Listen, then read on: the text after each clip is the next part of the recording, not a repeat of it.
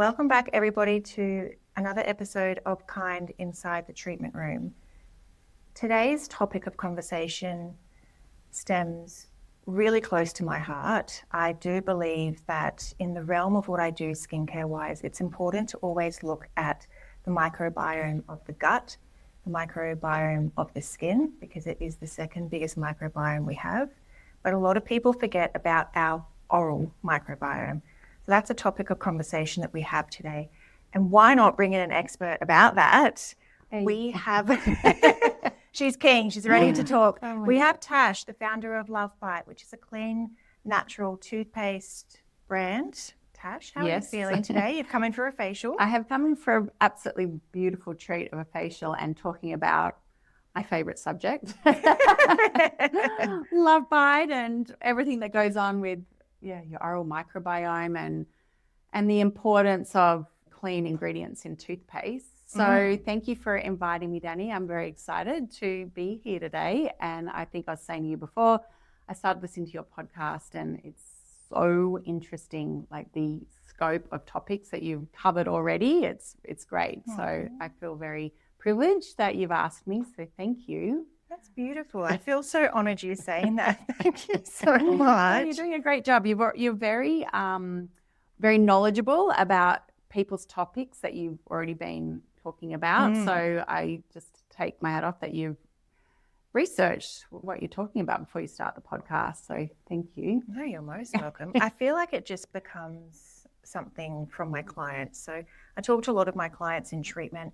What do you want to know more about? You know, like it's not just about skin here, it's about health and wellness. So what in that realm interests you? And they let me know their topics and then I just find the best person to come in and talk about it. Fabulous. Yeah. All right, well, let's get started here. We are going to do a facial while we talk about everything LoveByt, so that'll be also fun. We're using the MV skincare range today because we're down in Sydney filming from the MV Skin Therapy Room, which is such a treat. I really thank Sharon for that. So I just want it all around. It's beautiful. Yeah.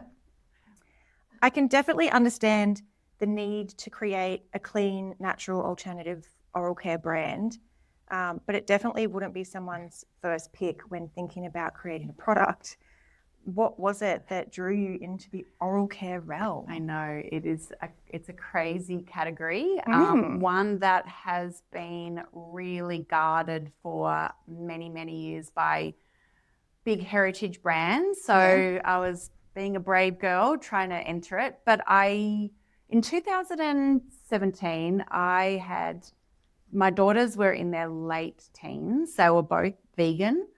They were both very conscious about products that they chose in their skincare, in their hair care. They would only eat organic food. And I really struggled finding a toothpaste that firstly was certified vegan because there's an ingredient in toothpaste called glycerin, and that was mainly derived from animals rather than a plant-based. So that was the first challenge. Then when I did find a vegan certified toothpaste that had nice ingredients, I felt that the user experience of that toothpaste was very lackluster.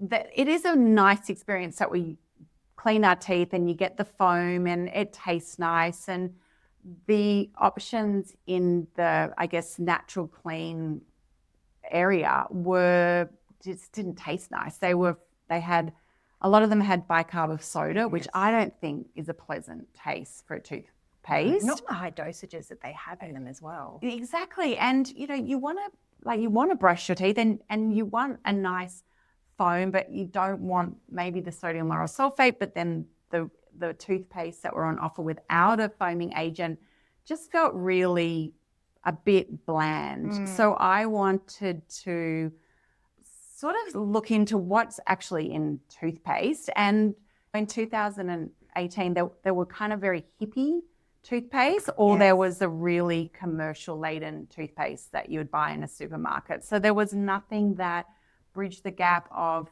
nice ingredients, pleasant user experience, and then from my background, which was fashion and a fashion buyer, I wanted to make a beautiful product that you could be proud of. And also, why can't you have a toothpaste that is beautiful. Yeah, exactly. Why can't you? Because you go to your bathrooms, people have nice towels, nice candles, a toothpaste tube that they would rather pop in their drawer than have on display.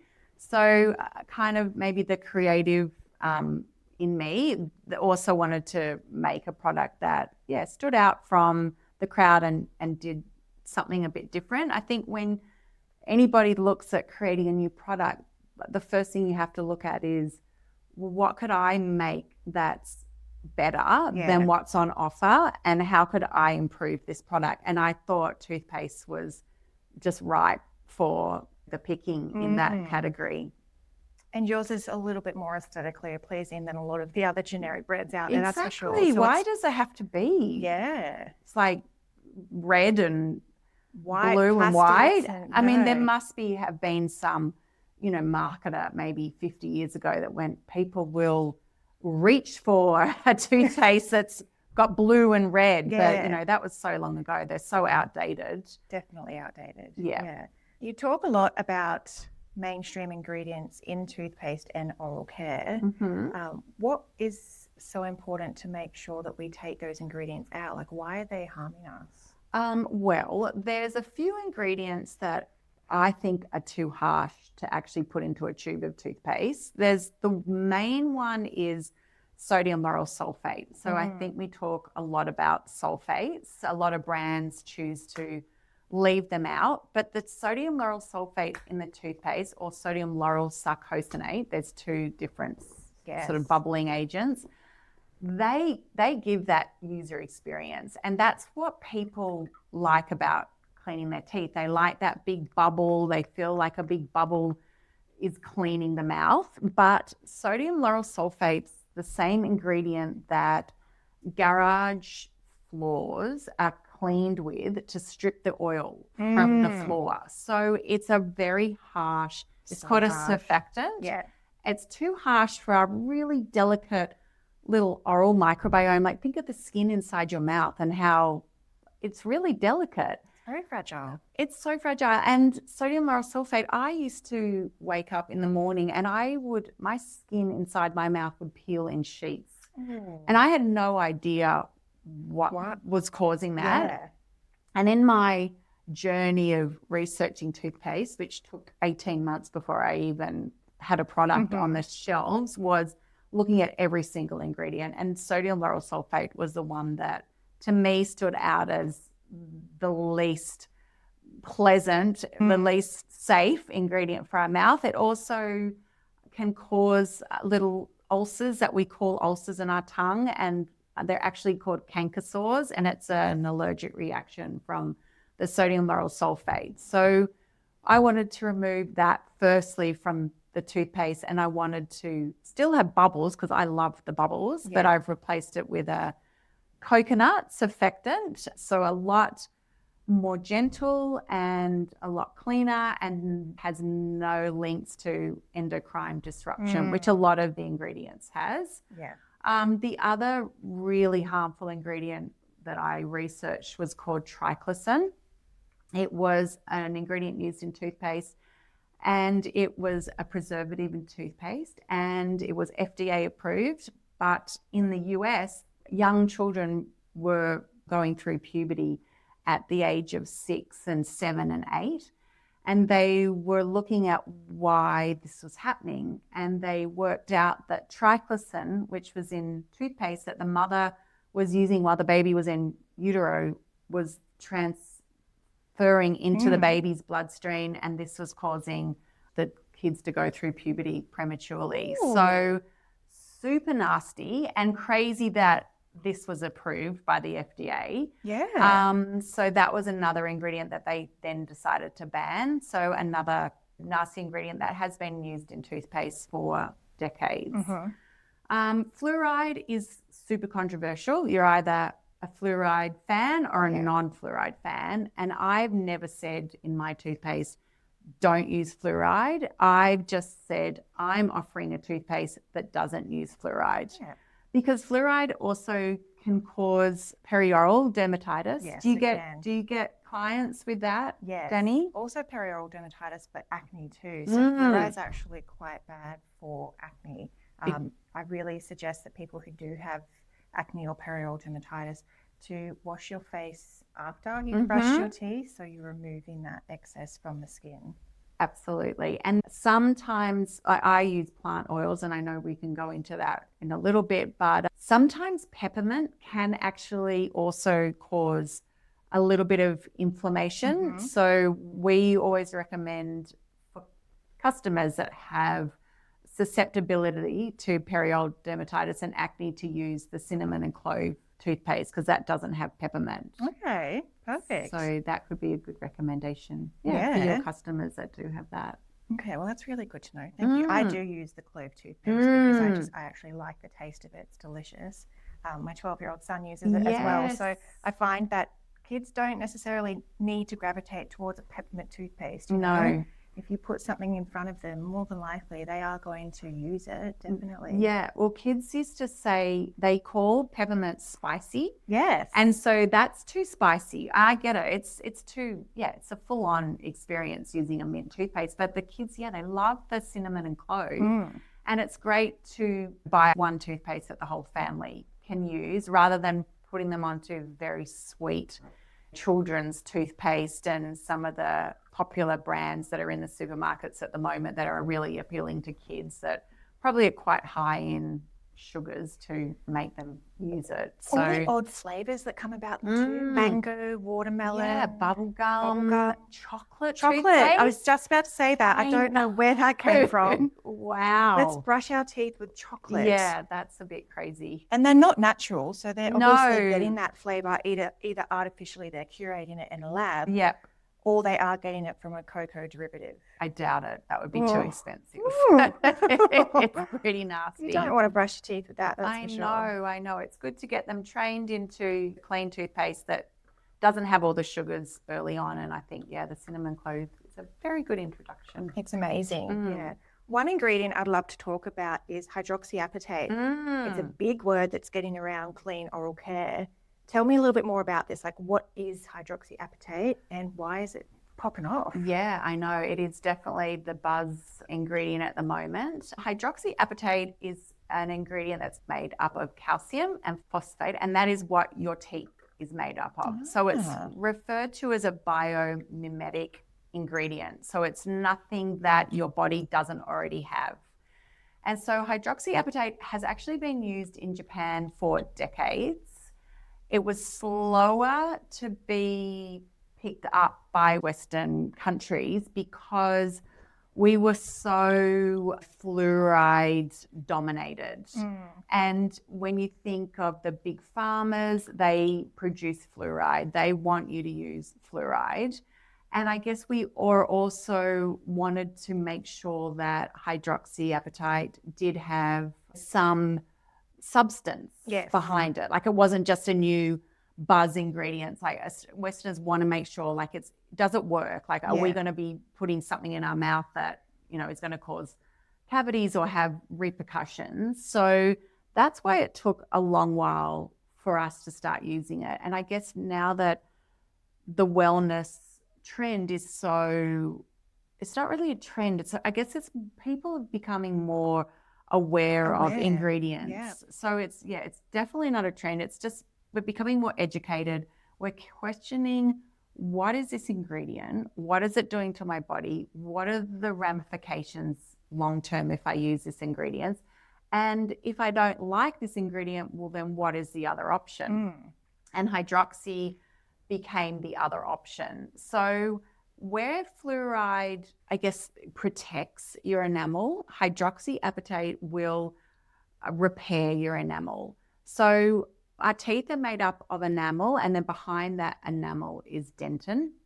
Yes. And so if you've got crazy amount of bacteria and you don't have a balanced oral microbiome, then that is going to become, like, your mouth's going to become more acidic. So what it does, it can remineralize your enamel. So if you've got acid in your mouth, and it can create tiny little holes in your enamel, then the hydroxyapatite will actually repair that hole. Oh, that's amazing. So that's called remineralization. So Okay. that's why it's such an incredible ingredient.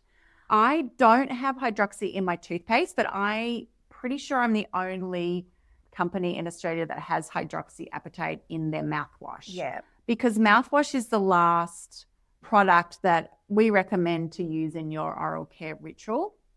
So why not finish with the hydroxyapatite in your mouthwash? 100%. And then, like people talking about nano hydroxy and then just hydroxy. Well, we do use nano hydroxy, but not all nano particles are equal. Okay, good to know. So there's a rod-shaped nanoparticle, which is what we use in our hydroxy. We buy it from a company in Spain. It's FDA approved, and it's one of the only nano hydroxyapatite ingredients that's approved in Europe as well. So if you buy a nano hydroxy that's a needle-shaped particle, then that's the more dangerous particle size, because that can actually enter into your bloodstream. So when people talk about nano hydroxy, just make sure that it's clarified that the particles are rod-shaped, not needle-shaped. Yeah. Okay, perfect. No, it's good to know. We need this clarification, especially for those who are interested in clean alternatives, because as you said earlier, they know what's bad for them, but they need to know what to substitute that with. That's right. And they need to know that they can't just do a surface research and say all nanohydroxy or all nanoparticles. That you've got to go a little bit deeper and investigate a little bit more. But that's, I guess, what's so good about looking at ingredients now, and the fact that we can really look at all the ingredients that are in every product that we use. Oh my God, that feels so nice. I've just put a quartz crystal eye mask over Tash's face, and she's in heaven. In heaven. I do apologize if you won't be able to focus from here on That's in. all right.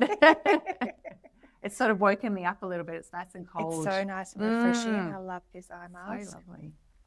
So besides the oral care that we use, do you find, is there anything else within our modern lifestyle that's affecting our oral health? So I myself am a T&J specialist.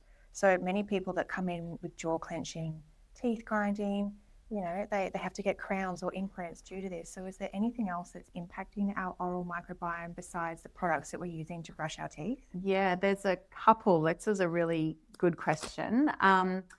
The first thing that comes to mind is our toothbrush. So it's the mechanics of cleaning your teeth. And people use a toothbrush with bristles that are too harsh.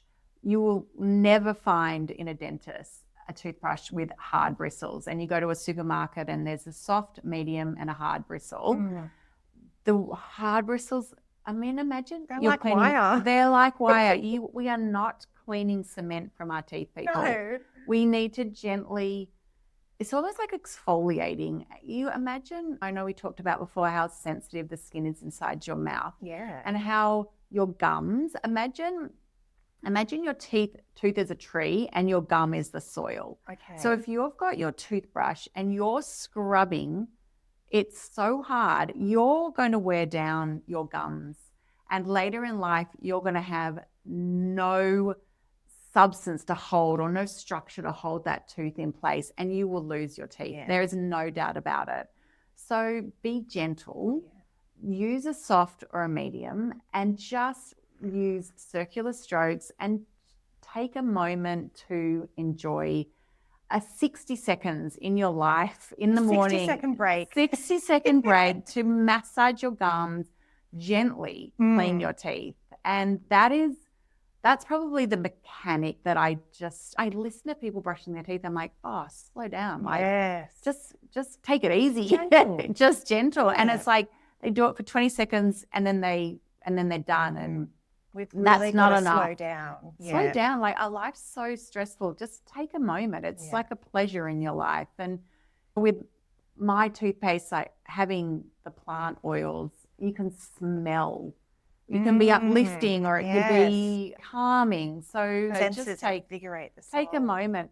The other really interesting medical affliction that I heard affects your mouth and your oral microbiome is ADHD. Okay. And the medication like a Vyvanse or Ritalin, that actually dries out your mouth. And so if you're not producing saliva because you've got this dry mouth from the medication, then that's going to also unbalance your oral microbiome. Okay. And that's going to, so the saliva is almost like a wave that washes your oral microbiome and it balances it. So if there's no wave, it starts drying out and then the bad bacteria starts overproducing, and then that creates acid, which then starts eating into your enamel and causing cavities. So you need to have an ingredient. Well, one of the great ingredients that helps with this acid is xylitol. So xylitol eats sugar. And so if you are on a medication, an ADHD medication, then it is important to find a toothpaste that has xylitol in the toothpaste. So that was another really interesting medical fact that I found out in my geeky research that I do. Give me all the geek. I'm here for the geek. We love the geek. That's what we're here for. I know. I was the girl that was the worst person in a science class because nothing interests me, but it gave me something that interests me, and I really love to research it. Exactly. And knowledge is power. Knowledge is power. So many kids these days find science boring, and I definitely think it's the way that it's taught. It's such a fascinating subject. Like, it just shapes the world, doesn't it? Yeah, if you can clock onto something that does interest you, but atoms, you could take them or leave them, but when it comes to toothpaste and ingredients, you're all it's over it. Really interesting. How are you feeling? How's your skin feeling? This feels very nice. Perfect. So what we've got on the skin at the moment is the MV Mineral Mask, okay? This is known as, it's a good reset mask, but it's also a really nice party mask. So if you've got a wedding coming up or an event coming up, you want to pop this mask on a couple of times throughout the week, 2 to 3 times depending on the skin, and it just makes your skin so vibrant and glowing. Really good, like, if you've got any kids that have acne or a few little spots and blemishes, it's a nice kaolin clay mask to be able to purify that too. So, and what is the main ingredient in it that helps with that? The kaolin clay. Yeah, kaolin clay. Yeah. Where's that from? So Sharon, actually, she's phenomenal the way that she sources, much like you, the way that you source your ingredients. But a lot of her ingredients are sourced from Europe. So organically, she's very meticulous with that. So you're getting the best of the best with this facial. Yeah, it's beautiful. Yeah. When I first started, looking at toothpaste, I was in Japan and they had a lot of charcoal toothpaste and diatomaceous earth toothpaste. And that's kind of where was one of the, I guess, when my creative juices started flowing, and I thought, well, no one's really doing charcoal toothpaste in Australia. No. And so I bought some tubes, and when I was looking around for a cosmetic chemist and showing him the charcoal, he said to me, Tash, nobody is going to make charcoal toothpaste in Australia. Like, it's too messy. The charcoal powder's going to, it dusts everywhere. It takes ages to clean out your tanks. But that was a bit of a challenge. It's like, well, I'm going to find somebody in Australia that will use it. And I did find somebody in Australia that used charcoal, that would make my toothpaste using charcoal.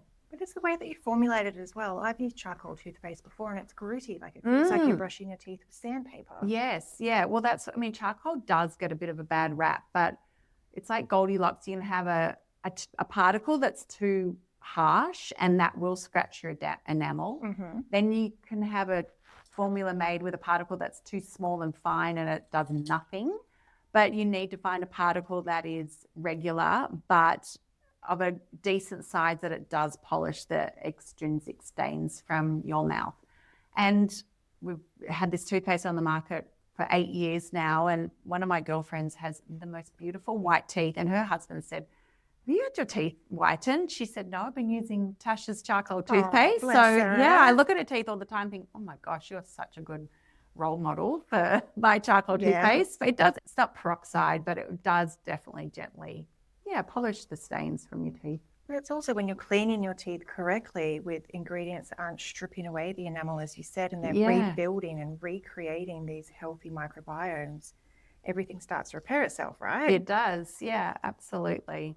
No, you kind of like you've been using my toothpaste, don't you? Haven't you? Like, I don't know whether, I mean, I think I was in a hotel the other day and I always forget to bring my toothpaste when I go away. Like, it's the dumbest thing. It's like, you know, if you're a hairdresser, you probably have the longest hair. If you're a gardener, you have the worst garden. I forget my toothpaste. So I was using it. I was like, oh my goodness, like the difference when you go back to tasting it. Yes. It's just poison. It is, isn't Sorry it? to say that, but it is. It tastes like you're washing, brushing your teeth with sugar. You are, or detergent. Or detergent. Yeah. 100%. So if you had to call out one myth about toothpaste or oral care, what would it be? Well, it is super important to floss. Yes. People definitely skip the flossing, but this is weird. This is a bit strange, but my floss is black. So if you floss your tooth to be in between your teeth with my black dental floss, you can see the gunk that is left in between your teeth. And if you're not, and this, you can't remove this with a toothbrush because it's wedged within your teeth. So it's so important to floss before you brush, and that's the other step. So floss first, then brush, because you want to loosen these particles and then you want to brush them away. Okay. So I'd say flossing, and then also, again, going back to the harshness of your bristles in your toothbrush. Okay. And what about a beauty product? Is there a particular beauty product or beauty device that's hyped up at the moment that you just like, oh, I just wish I would never see this in the light of day again? Well, I guess like in a positive beauty product that I've discovered, I was telling you before, I had BBL and Moxie laser, and so that's not a Brazilian butt lift. No, it's not. Why? What does BBL stand for? Broadband light. Okay, so all right. It's an updated version of IPL as such, with the light spectrum that goes into the skin. But it's phenomenal for treating all types of skin types, pigmentation, redness, dilated capillaries, acne, aging. It's a phenomenal treatment to have done. So you just had that. I just had that. Yeah. And I had sunspots on my face, which, is standard. I'm 54 years old, so that happens. You live on the east coast of Australia. I live on the beach, I love going to the beach, but my mum covered us head to toe in zinc. She was Welsh, and we just would not go to the beach without, like, that brown zinc all over us. Okay. So she was very diligent, but after I had my not Brazilian butt lift, my BBL laser, the lady said, make sure you go and buy a zinc sunscreen. So I've become obsessed with trying zinc sunscreens that have the tint in them. Yeah. Because I get up early in the morning, I go to the gym, and I hate not wearing makeup. So this is kind of my non-makeup look by having a tinted sunscreen. So that's what I'm loving at the moment, and I've bought a few to try. I haven't tried Kind, but I'm very keen if she does a tinted one. I love the Mother SPF. I love Tandia. I know her quite well. She's a legend. We love Mother SPF. Yes, we love Mother SPF. I'm so obsessed now with not getting my skin in the sun. I wear the biggest Bunnings hat known to man around my garden, and I just won't stand in the sun anymore. I think Mother SPF is phenomenal because she doesn't have any silicons in her product, nor does she have phenoxyethanol. So phenoxyethanol is a preservative that's used in a lot of skincare, makeup, even toothpaste, and it's a huge endocrine disrupting chemical. And there's a bit of controversy around it because a lot of people say if it's under 0.01%, it's safe, but you've got to think of the toxic overload. Yeah. Right? So if you've got your toothpaste, your mouthwash, your face wash, your serum, your moisturizer, it all accumulates.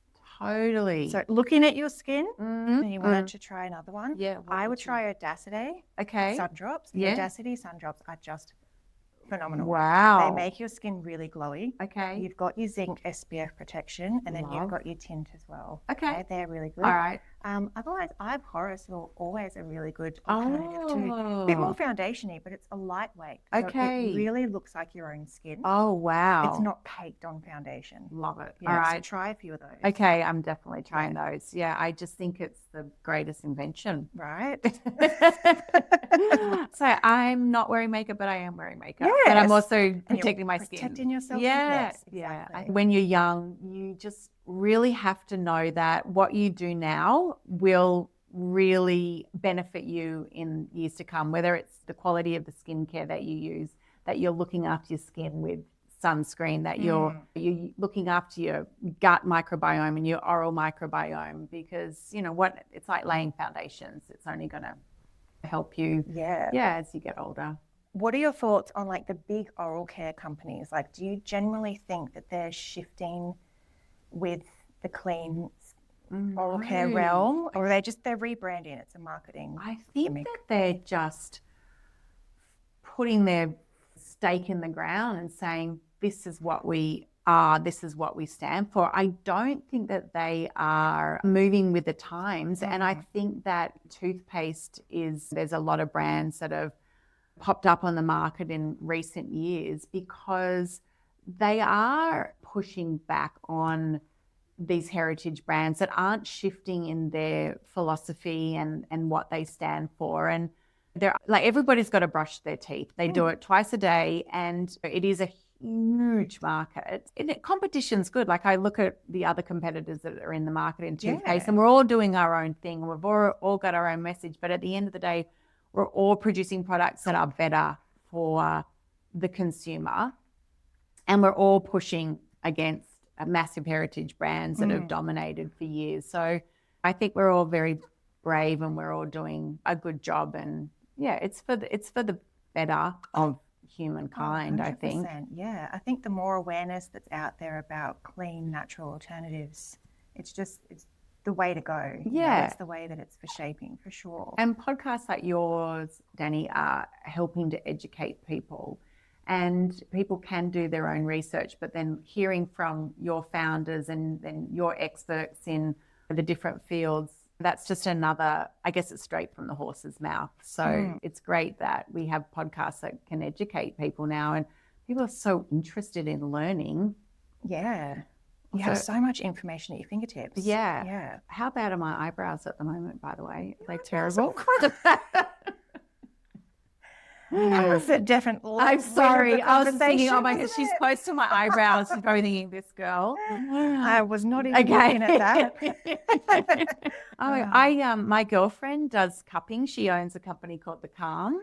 Have you heard of it? Yes. Yeah. Do you know Jessie Whitaker? Yes. Yeah, she's a good girlfriend of mine. We used to work together, but she taught me how to do cupping, but I went a little bit over the top. You've got to be careful with it, with all your vascular activity underneath the skin. Oh my God. I gave myself like literal, cupping marks on my face. Yeah. It was a bit brutal. Yeah. They do go away, and look, if that does occur, it's either one of two things. You're holding the cup in one particular area for too long. So you're just pulling up those capillaries that are quite, with your skin, it's a little bit thin, so they're quite close to the surface. So you've got to be mindful of that. Yeah. Two, it could just be stagnant qi. So coming from a traditional Chinese medicine perspective, when you're doing cupping, when you do get that stagnant little blood spotting as such, like that petechiae on the skin, it can just be stagnant qi if it happens instantly. Like if you're constantly moving it and you see those red spots come up, sometimes it's a good thing. You know, you might be a little bit red spotted for the next few days afterwards, but it's clearing. Everything out. So interesting. I didn't know cupping was Chinese tradition. Yeah, it's a Chinese tradition. Oh, wow. So a lot of it is to really bring up that blood to the surface. So on the face, obviously, we keep it moving, but with the body, they keep it quite still. So then it just helps to bring the blood flow to that area and help heal whatever ailment, you know, because Chinese medicine is amazing. Oh, it is, isn't it? But, you know, I learned Chinese. I can speak a bit of Mandarin. And my Chinese teacher in China, they want Western medicine. They're reverting to Western. And then in Australia, we're reverting to Chinese medicine. It's so crazy, the difference in the culture. They love it. They love a tablet.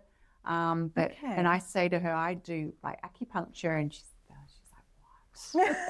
Why? Love acupuncture. Yes. Die for it. Oh, Chinese herbs, if they were in a capsule form, I would love tasty, that. not. They're tinctures. No, thank you. I just don't find that the Western world that we live in is good for us at all. Our diets, the way that we live, it's very toxic. I think you have to look at alternatives. Yeah. Western medicine, Eastern medicine, centuries and centuries. It's like the ingredients in toothpaste, like, the cinnamon and the clove, like that was used like decades and decades and decades ago for toothaches because it was anti-inflammatory and it reduced sensitivity. And then you got your peppermint oils, which are antibacterial, antimicrobial, and same with your tea tree and your eucalyptus. We've been delivered these natural ingredients for a reason. Yeah. And you have to revert back to them because they are better for your overall well-being and health. And we all want to live longer and healthier. And there's still so much disease like breast cancer.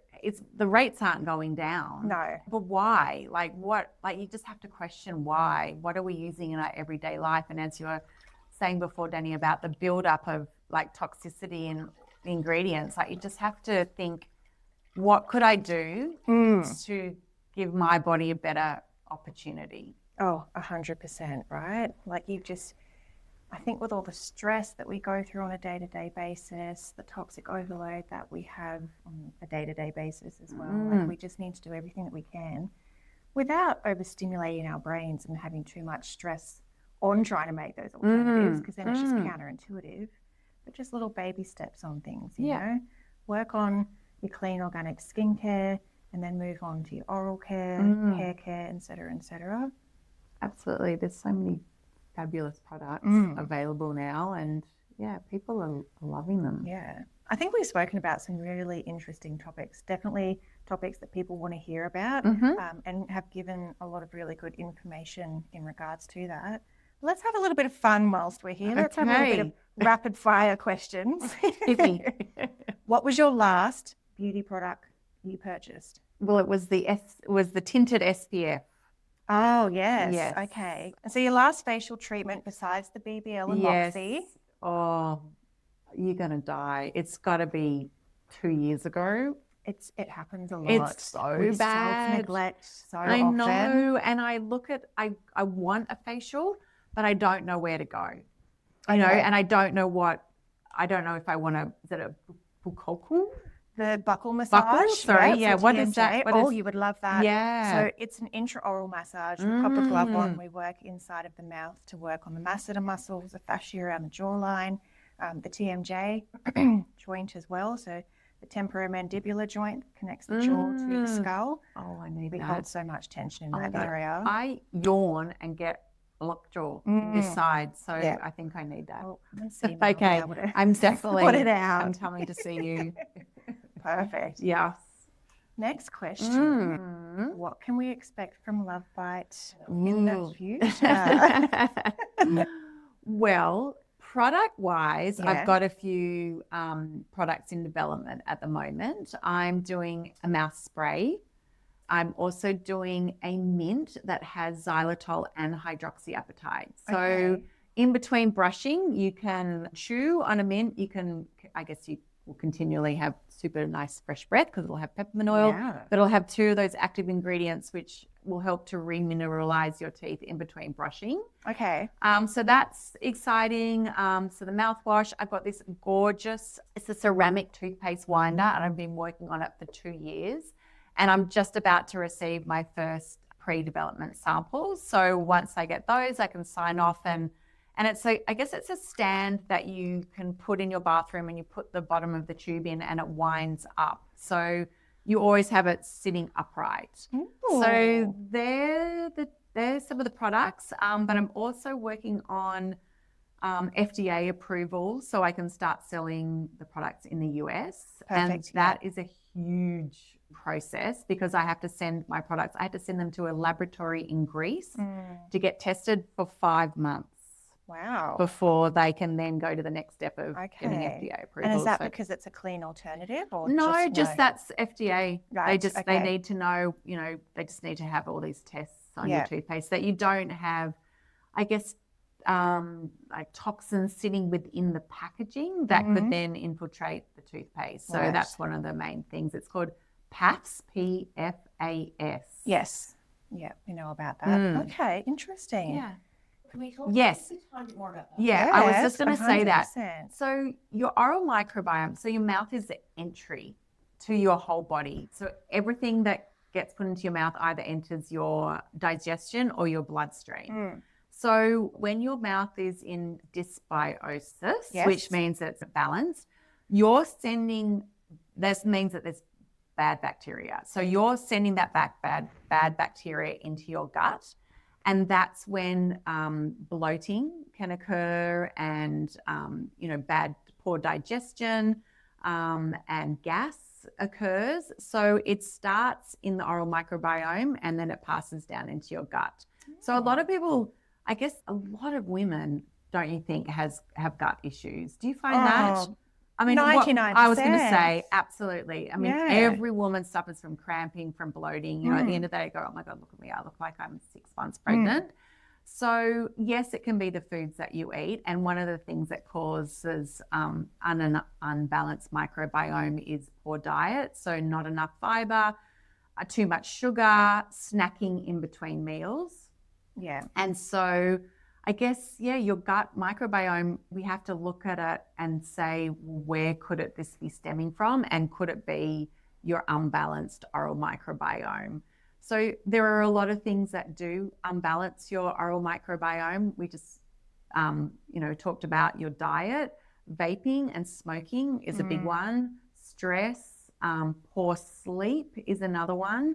And also alcohol in your mouthwash. That is a massive disruptor of your oral microbiome. I know we go to the doctor and we say, what could it be that's causing these issues in your gut? Like, let's maybe look at what's happening in your oral microbiome, and maybe you need to brush more often, and maybe you need to floss more often, and maybe it's all about your diet, and as we just said, the vaping and the sleeping and the stress. So it's very, very linked. And we were saying before that no one really talks about the oral microbiome. We talk about the skin and the gut, but it's all linked. It's all linked, definitely. And there's so many studies on that now. So it's good for people to understand that if there are a few things that are happening internally health-wise, just to look at holistically the whole body. Exactly. Yeah, definitely. Oh, Tash, it's been so lovely to have you in today talking about so much, Danny. Really good, important information. Great. And a really strong message that we're sending, definitely. Yeah, it's so good. I'm going to get you to take a few deep breaths here. So 3 inhalations for me. Just breathing in deeply through the nose, out through the mouth. Resetting the nervous system. Oh, it's been amazing to have you in. Thank you so much.